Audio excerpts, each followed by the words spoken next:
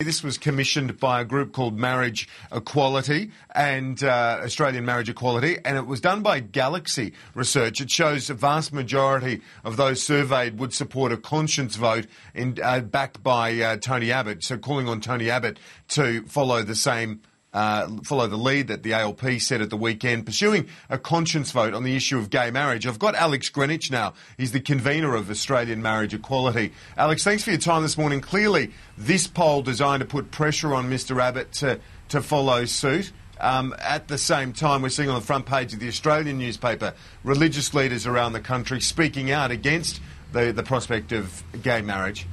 Yeah, well, the poll released today shows that 76% of coalition voters want the MPs they elected to reflect the strong public support for marriage equality within the parliament.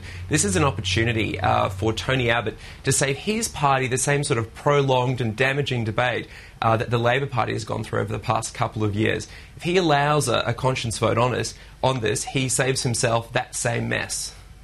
But what's your sense? I mean, the numbers, even if there was a conscience vote, they would be far from convincing, and certainly many would expect that the conscience vote wouldn't get up, that a private member's bill wouldn't get up, even if it was allowed.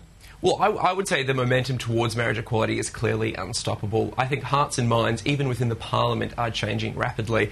People like Stephen Smith, who had previously opposed this, have come out now in support of it. And I know there are many coalition MPs who understand that this isn't a Greens issue, this isn't a Labor issue, this is an Australian issue about fairness and equality.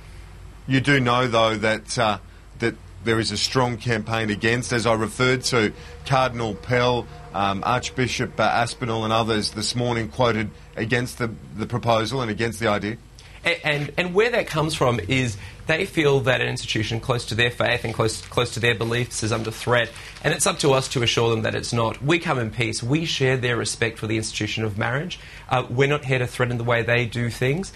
Should the Marriage Act be amended, people like George Pell will not have to marry gay couples if they don't want to. Appreciate your time. Thanks for that this morning, Alex Greenwich. Thank you very much for having me.